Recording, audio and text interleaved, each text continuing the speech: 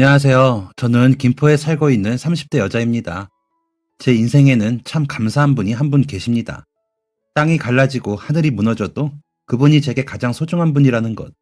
제 인생의 롤모델이라는 것은 변하지 않을 것입니다. 그분에 관한 이야기를 적어보겠습니다. 우와, 은솔아, 너 가방 새로 샀어? 너무 예쁘다. 우와, 실내화 가방도 새 거네? 우리 아빠가 사줬어. 은솔이네 아빠는 진짜 최고다. 우리 아빠는 어제도 술 마시고 들어왔어. 발냄새 완전 지독해.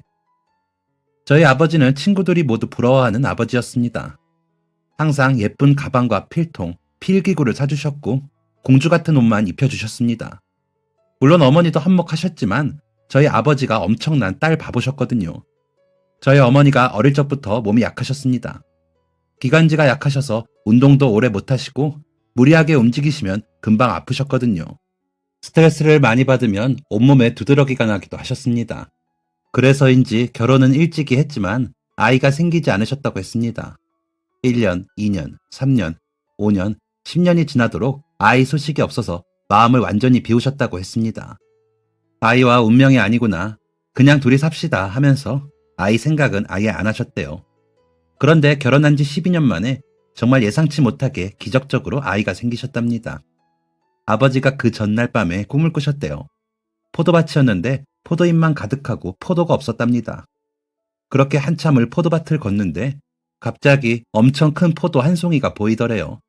이걸 꼭 따야 할 것 같은데 힘으로 도저히 안 돼서 포도에 매달려서 온 힘을 다해서 포도를 따는 데 성공하셨답니다. 그리고 그 다음날 어머니가 임신 소식을 알게 되셨다고 했습니다.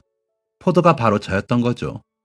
어머니가 원체 몸이 약하시니까 병원에서도 임신 기간 동안 많이 쉬고 각별히 조심하라고 했다더라고요. 그래서 그날부로 아버지는 어머니의 5분 대기조가 되셨답니다. 여보, 먹고 싶은 건 없어? 태동 심하다더니 오늘은 괜찮아? 은솔이가 엄청 활발한 아이인가 봐. 잠은 잘 잤어? 화장실은? 화장실 안 가고 싶고? 유나는 난 괜찮아. 우리 은솔이만 잘 커주면 다행이지. 그렇지, 우리 은솔이. 아, 여보, 배고프겠다. 내가 금방 밥 차려줄게. 아버지는 극성일 정도로 어머니를 챙기셨다고 했습니다. 그 덕에 어머니는 아주 편한 임신 기간을 보낼 수 있으셨대요. 하지만 긴장의 끈은 끝까지 놓을 수가 없었습니다. 임신의 끝인 출산이 남아 있었으니까요. 의사 선생님은 어머니의 건강을 위해 제왕절개를 권하셨다고 했습니다. 어머니가 수술실에 들어가시는 그 순간 어머니보다 아버지가 더 많이 우셨대요. 어머니가 제가 걱정이 되어서요. 아버지의 걱정과 다르게 수술은 잘 끝났다고 했습니다. 어머니도 무사하셨고 저도 건강하게 잘 태어났었죠. 하지만 완전히 안심이 되시진 않았답니다.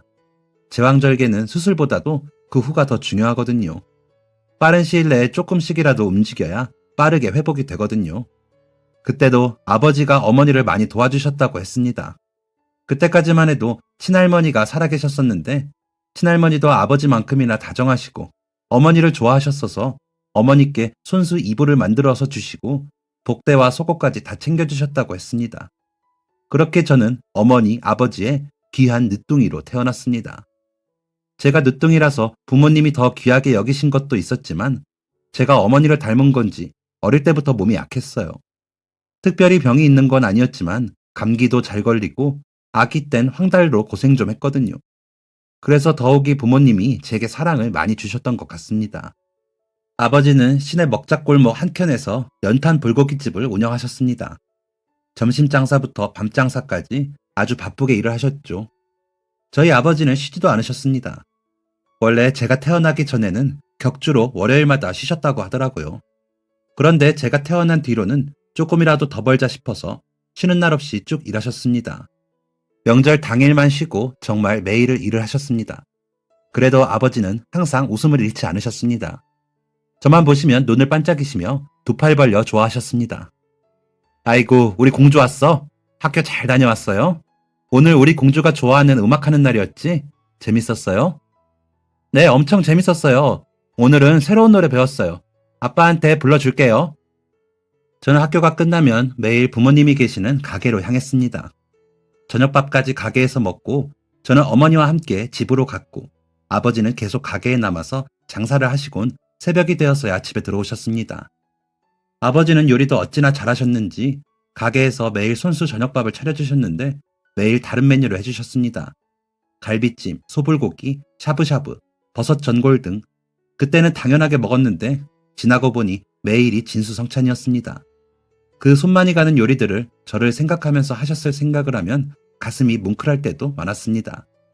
이토록 자상하고 다정한 아버지가 저 때문에 엉엉 우셨던 적이 있습니다. 학교 방학에도 내내 아버지는 일을 하셨습니다. 하지만 방학이 되면 아버지가 유일하게 시간을 내주셨습니다. 딱 이틀이었지만 그 시간이 너무 값졌습니다. 여름엔 바다나 계곡에 1박으로 놀러갔고 겨울에는 빙어 낚시를 하거나 썰매를 타러 가곤 했습니다. 그 이틀 빼고는 아버지는 쭉 일만 하셨죠. 8살 때 친구가 방학 동안 한 달 내내 할머니 집에 놀러 간다는 것을 알게 되었습니다. 그게 너무 신기하고 부러워서 아버지한테 말씀을 드렸더니 그 다음 방학부터는 할머니가 시골에서 올라오셨습니다. 저희 아버지도 대단하시죠? 시골에 가는 것 대신에 할머니를 모셔오셨으니까요. 할머니가 저 중학교 때 돌아가셨는데 그 전까지는 매번 방학 때마다 올라오셔서 저와 놀아주셨습니다. 할머니랑 같이 손톱에 봉숭아물도 드리고 할머니한테 뜨개질도 배우고 만두도 같이 만들고 수영장도 같이 갔었습니다. 하지만 할머니도 한 달 동안 매일같이 저랑 놀아주실 수는 없잖아요. 할머니랑 놀지 않는 시간에는 언제나 그렇듯이 가게에 가 있었습니다. 때는 초등학교 3학년 여름방학이었습니다. 엄청 더운 날씨에 아버지는 땀을 뻘뻘 흘리시면서 고기를 굽고 계셨습니다. 점심시간이라 가게는 만석이었고 제가 발 디딜 틈조차 없었습니다. 저는 가게를 빠져나와 가게 앞에 쪼그려 앉아 나뭇가지로 땅에 그림을 그리며 놀고 있었습니다. 해도 뜨겁고 가게 손님들도 조금씩 빠지는 것 같아서 이제 그만하고 가게에 들어가려고 하던 찰나였습니다. 찌릉찌릉하는 자전거 소리가 들려 고개를 돌렸는데 쨍한 햇빛이 너무 눈부셔서 눈을 질끈 감았습니다. 그리고 그와 동시에 제 몸은 둔탁한 무언가에 부딪혔고 공중으로 잠시 붕 뜬 후 아스팔트 위를 쓸면서 미끄러 넘어졌습니다. 너무너무 아파서 손가락 하나 까딱할 수가 없었습니다. 눈이 부셔 눈을 감은 채 아버지를 부르며 울기만 했습니다. 곧 소란스러운 소리들이 들렸습니다. 가게 단골 아저씨들의 목소리, 아버지의 목소리, 자전거 소리가 겹쳐서 들리더니 곧 저는 정신을 잃었습니다. 다시 정신을 차려보니 엘리베이터 아니었습니다. 저는 병원 침대에 누워 있었고 옆으로는 간호사 2명과 아버지가 보였습니다. 아빠? 우리 공주 괜찮아? 금방 치료해줄게. 조금만 있어, 은솔아. 그리고 다시 기억이 나지 않습니다. 정신을 차려보니까 저는 하얀 병원 옷을 입고 병실에 누워 있었습니다. 온몸이 따끔거렸습니다. 그리고 다리가 너무 아팠습니다. 자전거랑 부딪히면서 다리가 심하게 부러졌습니다. 뼈가 살을 뚫을 만큼 심했었죠. 그리고 붕 뜬 몸이 추락하면서 아스팔트에 몸의 오른쪽을 다 쓸렸습니다. 하필 여름이라 옷도 얇고 바지도 짧았던지라 오른쪽 다리와 오른쪽 팔, 등까지 피가 흥건했다고 들었습니다. 그날 제가 아끼는 고양이가 그려진 티셔츠를 입고 있었는데 다시 못 입을 정도로 찢어져서 버렸다고 하더라고요. 아픈 것보다 그게 더 아쉬웠습니다. 정신을 차리고 보니 엘리베이터에서의 아버지 모습이 기억이 났습니다. 아버지가 펑펑 울고 계신 게 그때 생각이 났습니다. 아빠 울었어요? 그럼 울었지. 우리 공주 다치니까 아빠가 당연히 눈물이 나지. 미안해 우리 공주. 아빠가 미안해. 아빠가 못 지켜줘서 미안해. 아버지의 눈에는 또 한 번 눈물이 맺혔습니다. 많이 다치고 많이 아팠지만 저를 걱정해 주시는 아버지 덕분에 마음은 한결 편안했습니다. 저는 이틀에 한 번 병원에 가야 했습니다. 가서 소독을 하고 수술 경과도 지켜봐야 했습니다. 다리를 다친 저는 목발에 의지해서 움직여야 했는데 그게 여간 불편한 게 아니었습니다. 제가 갔던 병원에 어린이 목발이 없다고 해서 아버지가 비싼 돈을 주고 어린이 목발을 사오셨지만 영 적응이 되지 않더라고요. 그래서 제가 깁스를 하고 있는 내내 아버지가 저를 업고 다니셨습니다. 가게 일을 보시다가도 제가 병원 갈 시간이라도 되면 불이 나게 집으로 오셔서 저를 업고 병원으로 향했습니다. 그때 그 아버지의 등이 너무 좋았습니다. 넓은 아버지의 등판과 아버지 옷에서 나는 세제 냄새가 향긋했습니다. 아버지는 병원 앞 언덕을 오르실 때는 조금 땀을 흘리고 헉헉거리셨는데 그마저도 저는 좋았습니다. 그렇게 다리가 다 낫지 않은 채로 학교가 개학을 했습니다. 이번엔 아버지가 저를 업고 학교를 데려다 주셨습니다. 아유, 여보. 이제 은솔이 목발 잘 짚어요. 여보가 안 업어줘도 잘 갈 수 있다고요. 10살이나 된 딸을 누가 업고 다녀요. 내가 좀 더 잘 살폈다면 우리 은솔이 안 다쳤을 거야. 목발 짚고 가다가 또 다치면 어떡해 해. 학교 늦으면 어떡하고. 내가 얼른 데려다 주고 올 테니까 여보는 가게 좀 잘 봐줘요. 에휴, 저 딸 바보를 누가 말려. 알겠어요. 조심히 다녀와요. 아버지가 저를 업고 학교에 데려다 주는 그 순간이 참 재밌었습니다. 여왕이 마차를 타고 가는 것처럼 느껴졌거든요. 아직 10살이라 그랬는지 놀리는 친구는 한 명도 없었고 다들 부러워했습니다. 와, 은솔아, 너네 아빠 짱이다. 우리 아빠도 업어주면 좋겠다. 은솔아, 너네 아빠 학교 끝나고서도 데리러 오시지? 맨날 교문에 서 계시는 거 봤어. 아버지는 학교가 끝나는 시간에 맞춰 교문으로 저를 데리러 오셨습니다. 제가 목발을 짚고 절뚝거리며 운동장을 걷고 있으면 저 멀리서 아버지가 뛰어오셔서 저를 업어주셨습니다. 제가 통깁스를 풀고 반깁스를 하고 또 반깁스를 푸는 무려 1달 반 동안 그렇게 아버지는 저를 지켜주셨습니다. 다 나은 후에도 한동안은 제가 걱정되셔서 등교를 같이 해주셨습니다. 구청에 가게 인도 좀 예쁘게 새로 깔자고 민원을 넣으시기도 했습니다. 그렇게 저희 아빠는 제 일이라면 물불을 안 가리셨고 저를 지극정성으로 보살피셨습니다. 저는 7살 때부터 피아노 학원을 다녔습니다. 흥미가 있어서 초등학생 때도 쭉 했고 중학생 때는 콩쿠르를 2번 나갔습니다. 그리고 고등학교는 예술고등학교를 가게 되었습니다. 그런데 예고 애들이 정말 기도 세고 자존심도 세고 욕심도 많거든요. 저도 한 욕심 하는데 저는 남한테 피해주거나 남을 시기 하지는 않았습니다. 저희 부모님이 제게 유일하게 혼을 내셨던 사건이 있었거든요. 7살 때 같은 유치원 동생이 하고 있는 머리핀이 예뻐서 달라고 하고 가져왔었거든요. 그때 엄청 혼나고 동생한테 핀 돌려주고 동생 부모님한테도 사과를 했습니다. 은솔아, 갖고 싶다고 모든 걸 다 가질 수는 없어. 세상에 그냥 얻어지는 건 아무것도 없어. 대신 노력해서 얻어지는 건 참 많단다. 다들 그렇게 노력해서 얻는 거고 은솔이는 그걸 축하해주면 되는 거고 은솔이가 만약 그걸 얻고 싶다면 그 사람만큼 노력하면 되는 거야. 아버지가 가끔 하셨던 이 말이 저는 아직도 생생하게 기억이 납니다. 그래서 남의 것을 부러워할 시간에 내 실력을 키우자고 생각하며 살았습니다. 그런데 예고에 가니까 비슷한 꿈을 가진 비슷한 실력의 애들이 모여 있어서 그런가 시기와 질투가 엄청났습니다. 그러다 학교에서 콩쿠르를 나간 적이 있었습니다. 사실 저는 실력이 뛰어나지 않아요. 손가락이 길고 유연한 것도 아니었고 리듬감이 훌륭한 것도 아니었고 암기력이 좋은 것도 아니었습니다. 게다가 다른 애들은 학교 다니면서도 몇백만 원짜리 피아노 수업 받고 하더라고요. 저도 학원을 계속 다니긴 했지만 그 정도로 비싼 수업은 듣지 않았습니다. 그러니 학교 애들한테 저는 질투의 대상이 전혀 아니었겠죠. 견제도 관심도 없었을 겁니다.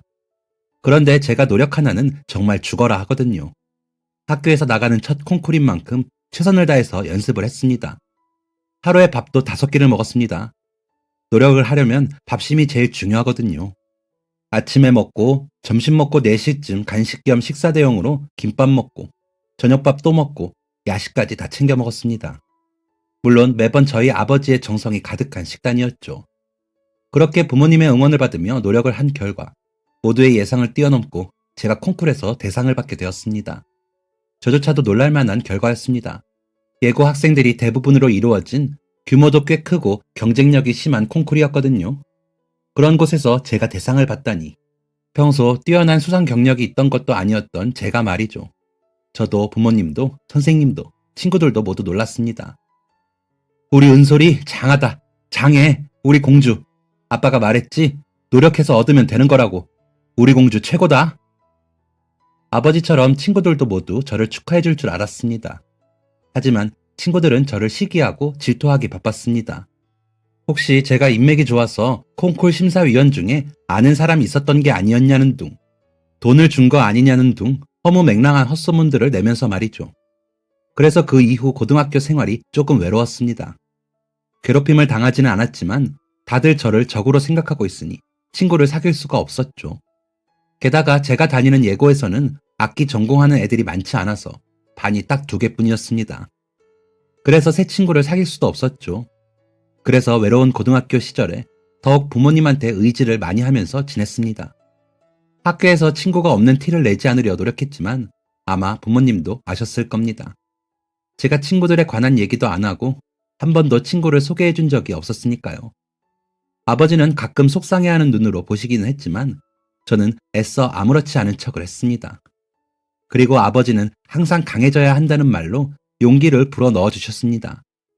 부모님을 생각하며 저는 더 강하고 더 굳세게 학교 생활을 했고 오직 피아노만 바라보고 열중을 했습니다.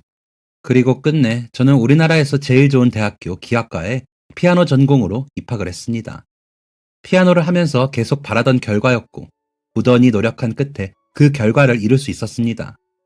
제가 대학교 합격 소식을 알리자 아버지는 60이 넘은 나이에 펄쩍펄쩍 뛰면서 좋아하셨습니다.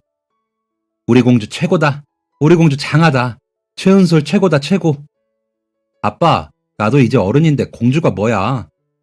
그럼 공주한테 공주라고 하지. 뭐라고 하냐? 아버지가 어찌나 신이 나셨는지 가게에 오는 손님들한테 자랑을 하는 것도 모자라서 급기야 가게에 현수막까지 걸어두셨습니다. 공주 최은솔 서울대 합격. 이렇게 말이죠. 제가 그렇게 되기까지 부모님의 덕이 컸다고 생각합니다.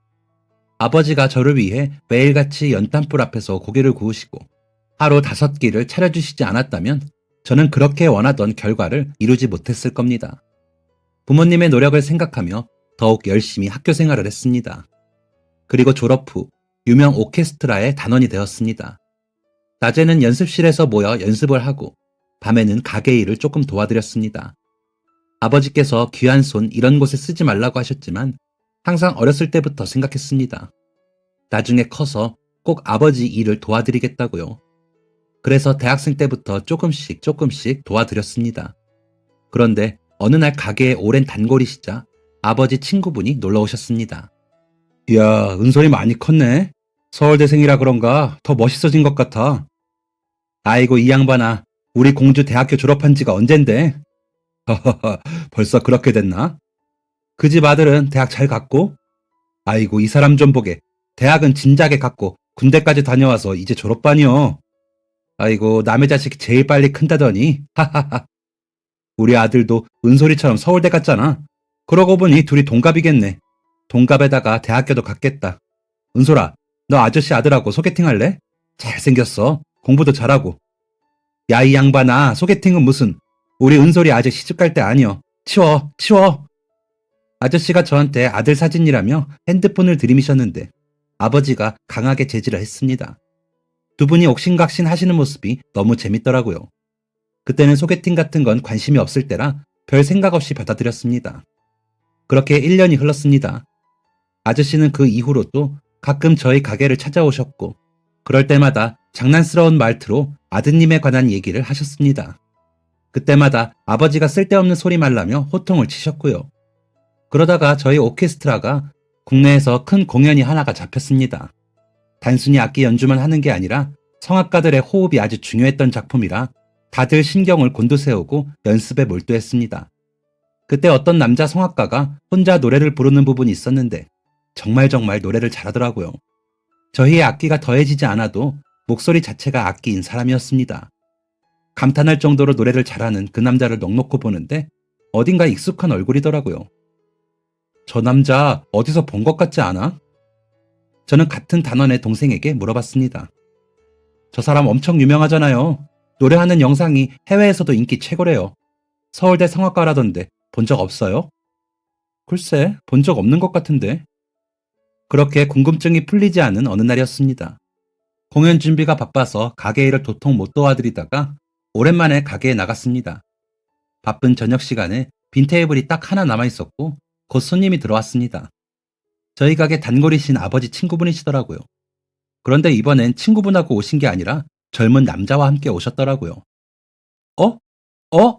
우리 공연. 여기는 어쩐 일이세요? 같이 온 사람은 다름 아니라 감탄할 정도로 노래를 잘하던 그 남자 성악가였습니다. 남자도 저를 알아봤는지 눈이 동그래지더라고요. 그때 아저씨가 말하셨습니다. 은솔아, 너 우리 아들이랑 아는 사이냐? 아저씨가 그렇게 소개를 해주려고 하셨던 그 아드님이 바로 저희 공연의 성악가였던 겁니다. 이게 무슨 인연인지 신기하기도 하고 참 반갑더라고요. 소리를 듣고 아버지가 나오셨습니다. 야, 원준이 많이 컸네. 아빠, 내가 그 노래 엄청 잘한다던 분이 바로 이분이에요. 저도 참 팔불출이죠. 반가운 마음에 사람을 앞에 두고 그렇게 칭찬을 해버렸습니다. 그렇게 인사를 주고받다가 어느새 저는 아저씨랑 그 남자가 있는 테이블에 같이 앉게 되었습니다. 그게 저와 남편의 인연의 시작이었습니다. 처음에는 그저 노래를 너무 잘해서 눈이 갔는데 아버지 친구분의 아들이라고 하니 신기해서 관심이 생겼습니다. 남편한테도 시아버지가 저에 대한 얘기를 많이 했다고 하더라고요. 그러다가 시아버지가 남편한테 오랜만에 외식이나 하자고 했고 따라와 보니 저희 가게였다고 했습니다. 남편도 신기했겠죠. 피아노 치던 사람이 연탄 불고기집에서 서빙을 하고 있으니까요. 그렇게 서로 신기해서 관심이 생기다가 공연 준비하면서 자꾸 마주치니 정이 들었고 공연 끝났을 땐 연인이 되어 있었습니다. 그대로 결혼까지 골인을 하게 되었고요. 결혼식 전날 아버지랑 입장 연습을 했습니다. 그런 것도 미리 연습을 해둬야지 안 그러면 발이 꼬이거나 아버지가 엄청 긴장을 할 수 있다고 하더라고요. 저희 아버지는 긴장 같은 거 안 하실 거라 생각했는데 연습 때부터 엄청나게 긴장을 하셨습니다. 아빠 긴장돼요? 그럼 긴장되지. 우리 은솔이 친구도 와 있고 동료도 와 있고 원준이도 마찬가지고 거기서 아빠가 실수하면 어쩌나 긴장도 되고 우리 공주 잘 보내줘야 하는데 긴장해서 잘 못 보내줄까봐 또 긴장되고 아빠 로봇같이 걸으면 어쩌냐 은솔아? 하하. 그럼 내가 사실 우리 아빠 로봇이라고 할게. 아이고 이거 떨려서 땀이 다 나네. 아빠 그동안 키워주셔서 고마워요. 앞으로 잘 살게요. 결혼해도 자주 놀러오고 연락도 자주 드릴게요. 정말 고마워요. 그래 우리 공주. 아빠가 원준이 봤을 때 애가 참 괜찮더라. 그래서 보내주는 거야. 다른 놈이면 어림도 없어. 우리 은솔이 아빠 자주 안 보러 와도 되니까 행복하게만 살아. 원준이랑 알콩달콩 지지고 볶으면서 우리 은솔이 닮은 아기 하나 낳고 행복하게. 아빠는 그거면 돼. 결혼식 전날 울면 결혼식 날 눈 퉁퉁 붓는다고 안 된다고 했는데 결국 펑펑 눈물을 쏟고 30분 동안 눈에 얼음찜질을 하다가 잠에 들었습니다. 역시나 잔뜩 긴장하신 아버지는 로봇처럼 입장을 해서 모두 웃음을 터뜨렸고 저도 긴장한 아버지 모습이 너무 재밌어서 결혼식 날은 눈물 한 방울 안 흘리고 무사히 마쳤습니다. 저는 아기를 참 좋아합니다. 피아니스트가 아니라면 어린이집이나 유치원 선생님이 되면 어떨까 했을 정도로 아이를 엄청 좋아했죠. 제가 늦둥이다 보니까 제가 초등학생쯤에 벌써 사촌 조카가 있었거든요. 조카들이 너무 귀엽고 계속 같이 있고 싶어서 집에 안 간다고 울고불고 떼를 쓰다가 결국 돌쟁이 조카와 2박 3일을 보낸 적도 있었습니다. 그래서 초등학생 때 장래 희망은 엄마였습니다. 저도 그렇게 작고 귀여운 아기를 낳고 키우는 게 소원이었죠. 그래서 결혼을 친구들보다 조금 일찍 한 것도 있었습니다. 남편도 저도 결혼 준비가 되어 있기도 했지만 둘 다 아이를 낳고 싶은 마음이 커서 결혼을 빨리 했던 거죠. 그래서 결혼 준비할 때부터 남편이랑 저 둘 다 술은 입에도 안 대고 운동도 하고 엽산도 챙겨 먹으면서 몸 관리를 했습니다. 그리고 결혼과 동시에 본격적으로 임신 준비를 시작했죠. 저희 부부가 나이도 어리고 건강 관리도 잘했으니까 임신이 빨리 될 줄 알았습니다. 그런데 아무리 기다려도 아이가 찾아오지 않더라고요. 혹시 제가 몸이 약해서 그런 건 아닐까 걱정이 되고 미안한 마음까지 들었습니다. 저는 어머니께 고민을 털어놓아 봤습니다.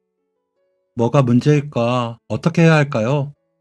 은솔아, 엄마도 은솔이 낳기 전까지 참 마음이 답답하고 조급하고 그랬어. 그런데 마음을 비워야겠더라. 무엇보다 은솔이가 마음을 편히 가지는 게 중요해. 스트레스 받지 말고 마음 편히 가져. 알겠지? 정 안 되면 요즘 난임병원도 잘 되어 있다니까 병원도 가보고. 가만히 듣고 계시던 아버지는 제게 삼계탕을 끓여주셨습니다. 집으로 사골국도 보내주시고 간이 약한 나물 무침도 종류별로 보내주셨죠. 3개월쯤 준비를 했을 때부터는 병원을 다니기 시작했습니다. 난임병원도 아무나 갈 수 있는 게 아니더라고요. 일단 일반 산부인과부터 가야 한다고 해서 산부인과 가서 검사도 제대로 받고 의사 선생님 조언대로 준비를 해봤습니다. 남편이랑 저 둘 다 문제는 하나도 없었고 임신은 계속해서 실패했습니다. 진짜 피가 마르더라고요. 결국 1년 동안 자연 임신에 실패한 저희 부부는 난임병원을 찾게 되었습니다. 제가 난임병원까지 가게 될 줄은 꿈에도 몰랐습니다. 하지만 이왕 이렇게 된 거 할 수 있을 때까지 해보기로 했습니다. 아기를 원한다면 노력을 해야죠. 하지만 저희 부부 둘 다 아무 문제 없는데 임신이 안 되니 참 답답한 상황이었습니다. 이런 말이 위로가 되진 않겠지만 이런 경우 참 많아요. 젊으니까 임신이 잘 되겠지 하고 막연히 생각하시고 시도하시다가 실패하신 분들 여럿 있어요. 그 중에 대부분은 원인 불명이고요. 식습관이나 환경 요인 등의 다양한 원인이 있을 텐데 정확한 원인은 확인할 수가 없어요. 시험관 시도해보는 게 좋을 것 같아요. 그렇게 저희 부부의 기나긴 시험관이 시작되었습니다. 고통스러운 난자 채취도 해야 하고 집에서 스스로 주사도 놓고 일찍이 잠을 자야 하는 등 시험관을 하기 위해서는 많은 과정이 필요했습니다. 오케스트라가 일반 회사도 아니니 연차, 반차, 월차 이런 걸 자유로이 쓸 수 있는 환경이 아니었습니다. 계속 병원 때문에 연습에 빠지거나 연습에 늦게 되다 보니 눈치가 보였습니다. 다른 악기도 아니고 피아노잖아요. 다른 피아니스트가 있긴 해도 저도 다른 단원들과 함께 합을 맞춰야 하는데 그럴 시간이 현저히 부족하고 그러니 연주의 질도 떨어졌습니다. 하는 수 없이 저는 시험관 준비를 하면서 오케스트라도 그만뒀습니다. 하지만 제 꿈을 포기해서라도 아이를 낳을 수 있다면 100번이라도 포기할 수 있었습니다. 일을 쉬면서 친정에 자주 갔습니다. 부모님과 있으면 마음이 한결 편해지는 기분이었거든요. 그리고 아버지가 해주는 집밥들이 그리워 더 자주 갔습니다. 생각해보면 그때부터 아버지가 기침을 자주 하셨던 것 같습니다. 그리고 저는 그게 단순히 연탄불 연기 때문이라고 생각을 했고요. 그렇게 1년이 지나니 아버지 기침이 많이 심해지셨습니다. 그리고 급기야 각혈까지 하셨습니다. 아빠, 이거 피 아니에요? 왜 그래 아빠? 어디가 안 좋은 거예요? 그러게 병원 가시라니까. 아이고 우리 공주 걱정 마. 아빠 안 아파. 각혈을 하는데 안 아프다니 그걸 나보고 지금 믿으라고요? 안 되겠다. 아빠 지금 저랑 병원 가요. 아유 가긴 어딜 가. 아빠 장사해야 해. 이제 곧 손님 몰리겠다. 지금 장사할 때예요. 그만하고 얼른 가요. 자꾸 고집 부리시면 나 아빠 딸 안 해. 웃음기 없는 얼굴로 아버지한테 그렇게 화를 낸 건 처음이었습니다. 고집불통인 아버지가 집게랑 가위를 손에서 놓질 않으시길래 마음에도 없는 말을 해가며 아버지를 설득했습니다. 결국 아버지는 못 이기는 척 저를 따라 병원에 가셨습니다. 검사 후 집으로 돌아가면서도 아버지는 계속 가게 걱정을 하셨고 같이 집에 가셨다가 저 몰래 나가시더니 가게에 나가셔서 저녁 장사를 하셨습니다. 검사만 하고 결과가 나오기까지 시간이 걸린다길래 기침이 멈추지 않는 아버지를 지켜볼 수밖에 없었습니다. 그렇게 2주가 흘렀고 검사 결과는 충격적이었습니다. 어쩌다가 왜 이제 오셨어요? 왜요? 아버지 상태가 많이 안 좋으신가요? 폐암 말기입니다. 네? 아니 말기요? 진짜예요 선생님? 정말 저희 아빠가 폐암 말기예요? 저희 아버지 결과 맞나요? 저희 아버지 흡연도 안 하시는 분이에요. 저희 아버지가 왜요? 상태가 많이 안 좋으세요. 환자분 말씀 들어보니까 일하시는 고깃집에서 연탄불을 쓰신다고요. 그게 원인일 수 있어요. 수술하면 괜찮은 거죠? 죄송하지만 수술로 경과가 나아지진 않을 것 같습니다. 항암 치료가 최선일 것 같은데 환자분 연세도 있고 검사를 해봐야 항암 치료 여부도 알 수 있을 것 같아요. 하늘 같은 아버지가, 제게 전부인 아버지가 암이라니 제발 누가 꿈이라고 말해주길 바랐습니다. 하지만 가혹하게도 모든 건 현실이었고 온 가족이 눈물바다가 되었습니다. 그때 부모님이 싸우시는 모습을 처음 봤습니다. 저 어릴 때부터 단 한 번도 다투는 모습조차 보여주지 않으셨던 분들이었습니다. 그런데 아버지가 폐암 말기 선고를 받은 그날 두 분은 크게 싸우셨습니다. 당신 빨리 죽고 싶어서 그래요? 당장 가게 정리해요. 내일부터 당장 나가지 마. 그래도 어떻게 그래? 맨날 우리 가게로 점심 먹으러 오는 사람들도 있고 퇴근하고 한잔하러 온 사람들도 있는데 그 사람들이 당신 대신 살아준대요? 그 사람들이 당신 암이라도 고쳐준대요? 뭐가 됐던 간에 가게 정리하라고요. 의사 말 못 들었어요? 당신 그 연탄 연기 때문에 암 생긴 거라잖아. 내가 30년을 넘게 운영한 가게인데 어떻게 정리하나? 돈은 또 어쩌고. 내가 쉬면 돈은 누가 벌어. 여보, 우리 벌만큼 벌었어요. 이제 은솔이 시집도 갔고 이제 그만 벌어도 된다고요.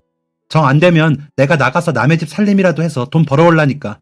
그만 좀 해요. 좀. 내가 돈 안 벌면 우리 손주는 어쩌고.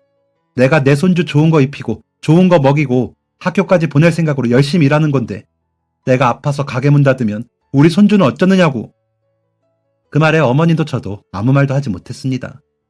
아직 생기지도 않은, 생길지 안 생길지도 모르는 손주를 위해 아버지는 그리도 열심히 일을 하셨던 겁니다. 왜 아버지 마음을 진작 헤아리지 못했을까 속상해서 눈물이 났습니다. 그리고 어머니도 아버지도 저를 따라 눈물을 흘리셨습니다. 결국 아버지는 가게 문을 닫으셨습니다. 그리고 항암 치료를 준비하기로 했습니다. 항암 치료도 하고 싶다고 할 수 있는 게 아니었습니다. 항암 치료를 해도 괜찮은지 여러 검사를 받아야 했습니다. 그런데 검사를 받다가 알게 된 건데 아버지가 심장이 안 좋으시다는 겁니다. 연세도 많으셔서 결국 항암 치료조차 할 수 없는 상황이라고 했습니다. 그럼 저희 아버지는 어떻게 해요?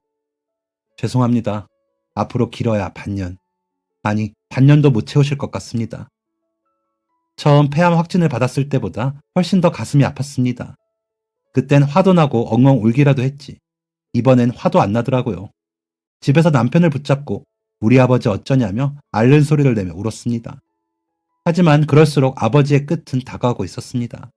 우리 가족은 아버지가 남은 생 즐겁게 조금이라도 편하게 보내고 가실 수 있도록 최선을 다하기로 했습니다. 그렇게 한 달이 지났습니다. 그런데 갑자기 정말 뜻밖의 소식이 저희를 찾아왔습니다. 축하드려요. 임신이에요. 시험 간 도중에 멈추시고 자연 임신이라니. 이런 경우 정말 드문데 정말 축하드립니다. 얼떨떨했습니다. 아버지께 온전히 집중하려고 난임병원도 안 갔거든요. 그런데 그토록 바라던 임신을 한 겁니다. 그것도 시험관이 아닌 자연 임신이었죠. 제 임신 사실을 알고 아버지가 가장 기뻐하셨습니다.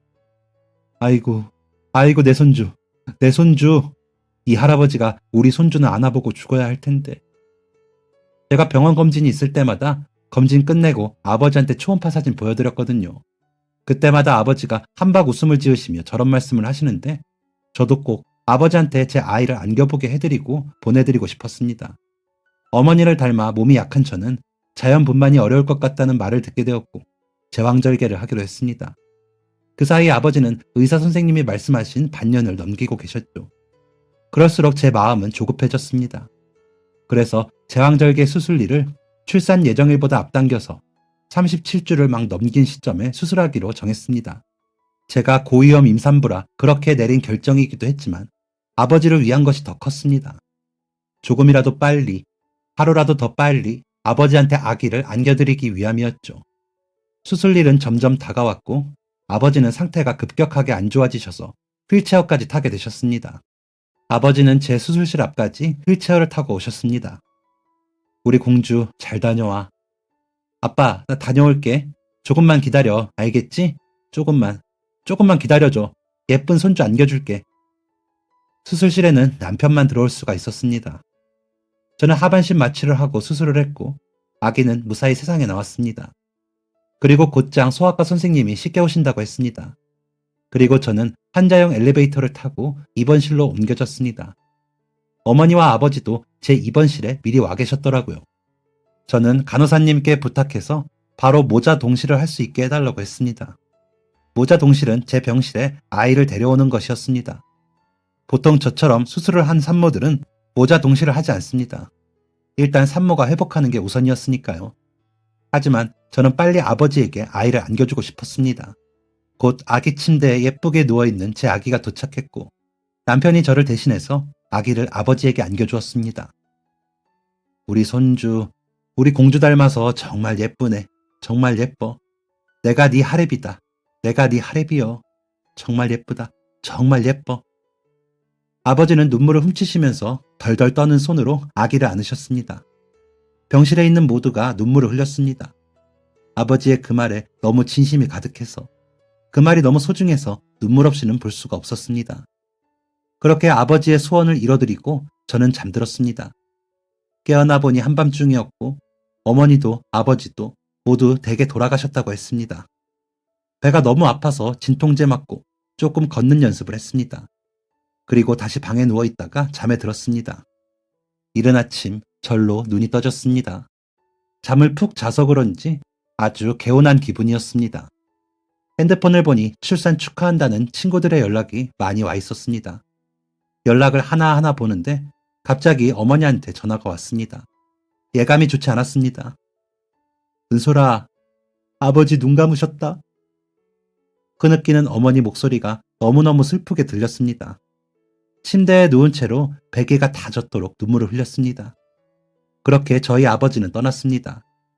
마지막으로 손주를 품에 안아보시고 이제 여한이 없다는 듯 아주 편안한 얼굴로 떠나셨습니다. 아버지는 기다리셨던 겁니다.